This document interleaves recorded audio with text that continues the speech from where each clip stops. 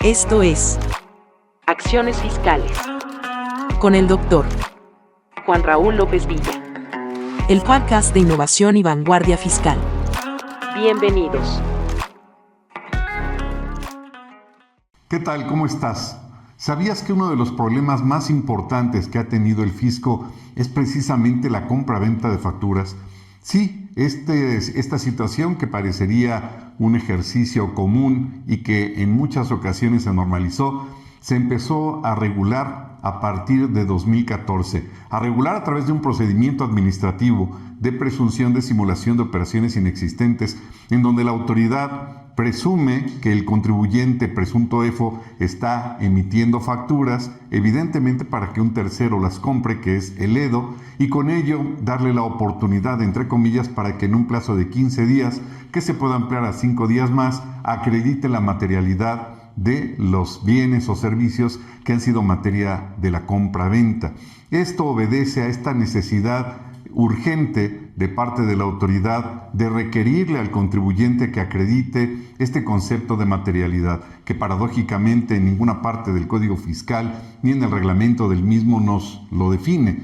Y este punto es importante porque el 69 parecería que en primera instancia se refiere tan solo a uno de estos personajes que tienen que ver con la compra-venta de facturas. Y es así como el legislador prefirió, en principio, establecer todo un mecanismo, toda una estructura a través de un procedimiento administrativo en contra del EFO. Y es exclusivamente en el octavo párrafo en donde, por primera vez, pues se refieren a los EDOs, a las empresas que deducen las operaciones simuladas, y se establece un procedimiento particular en contra de ellos.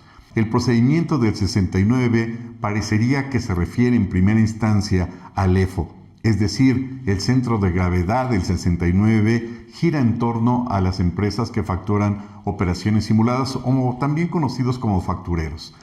Este procedimiento finalmente culmina a través de la resolución definitiva que en su caso determine que el EFO pues es un simulador definitivo, y así se determina de manera final, digamos, para efecto de que este contribuyente quede en posibilidad de impugnar esa resolución que ya lo considera de forma definitiva como un simulador de operaciones inexistentes, y de ahí le nace entonces al contribuyente le nace este derecho para poderse defender en términos, por supuesto, de lo que previene el artículo 17 constitucional de la tutela judicial efectiva, es decir, el derecho a poderse defender ante esta resolución definitiva. Y en ese contexto tendría el contribuyente presunto EFO, y en este caso ya un EFO definitivo, el derecho a recurrir esa resolución a través de recurso de revocación. Si pierde el recurso de revocación, juicio de nulidad, y si pierde juicio de nulidad, juicio de amparo. Y si llegara a perder el juicio de amparo y desde un principio alegó la inconstitucionalidad, revisión ante la Suprema Corte de Justicia de la Nación. Continuando con la explicación del artículo 69, señalaríamos que el octavo párrafo de este artículo es el único, curiosamente, que se refiere al procedimiento que tendría para defenderse el EDO. ¿Quiénes son los EDOs? Las empresas que deducen operaciones simuladas, es decir, aquel que adquirió, que compró de alguna forma estas facturas para engañar al fisco y poder deducir esas operaciones. Cabe señalar que se está partiendo de la base por parte de la autoridad, pues que existen dos personajes, el que vende, el que emite estas facturas y el que las compra a efecto de simular una operación de compra-venta de bienes o de servicios. Lo curioso es que el octavo párrafo del 69 pues establece un plazo de 30 días para que éste se pueda defender y que tendría que estar atento a la publicación del Diario Oficial de la Federación y por supuesto de la página del SAT. Es interesante y es curioso que tristemente y muy desafortunadamente, con mucha tristeza para el legislador, se le olvidó lo que establece el 134 del Código Fiscal en su fracción primera, que establece que dentro de las formas a través de las cuales las autoridades fiscales deben notificar los actos o las resoluciones de orden definitivo que afecten al contribuyente, pues son la notificación personal o el buzón tributario. ¿Y qué creen? De acuerdo a lo que hemos señalado, el EDO es notificado por Diario Oficial de la Federación y la página del SAT. Quizá el legislador es muy futurista y quizá el legislador vio muchas veces esta película de Volviendo al Futuro y con ello, pues quizá Marty le dijo, oye, pues adelántate aunque no exista la notificación por diario oficial ni por página del SAT. Pues entendemos que finalmente el Edo tendría también esta posibilidad de defenderse vía recurso de revocación, vía juicio de nulidad y también juicio de amparo.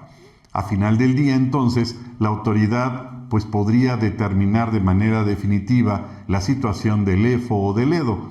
Es interesante también cuestionar, señalar, analizar y poner en tela de juicio el hecho de que si por alguna circunstancia el EFO no se defiende o el Edo tampoco se defiende o se le van los plazos, ya no existe ningún otro mecanismo a través del cual legalmente el EFO o el Edo pueda acercarse con la autoridad y regularizar su situación fiscal. Es decir, esto podría traer implicaciones, salvo su mejor opinión, pues de la violación directa al artículo 5 constitucional en el sentido del libre ejercicio de su actividad económica. Es decir, podría quedar el EFO en una situación definitiva permanente a perpetuidad, igual que el Edo, en caso de que argumente, señale o simplemente se le hayan pasado los plazos.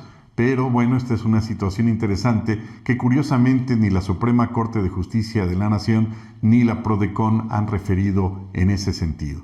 Pues estábamos señalando que en 2019 la Suprema Corte de Justicia, los ministros anteriores, no los del bienestar ni los que le rezan a Quetzalcóatl, sino la Suprema Corte anterior, pues había resuelto a través de una tesis de jurisprudencia precisamente en 2019, pues que el SAT, a través del ejercicio de sus facultades de comprobación, podría determinar la simulación de operaciones inexistentes sin necesidad de agotar el procedimiento de 69B. ¿Qué quiere decir? Que a través del ejercicio de facultades de comprobación, visita domiciliaria, revisión de gabinete, revisión electrónica, la autoridad podría determinar que un contribuyente ha estado simulando operaciones inexistentes. Este punto interesante, tomen nota por favor, parecería pues que es un punto verdaderamente agresivo para el contribuyente y que pues el 69B quedaría en segundo plano. ¿Qué implica o cuáles serían los puntos interesantes de análisis, quizá en favor del contribuyente que no está inmerso en la compra-venta de facturas? Pues el hecho de que la autoridad derivada de esta facultad no puede presumir nada. Únicamente se tiene que limitar a la determinación de operaciones inexistentes y para ello, por supuesto, tendría que fundar y motivar debidamente la orden de visita.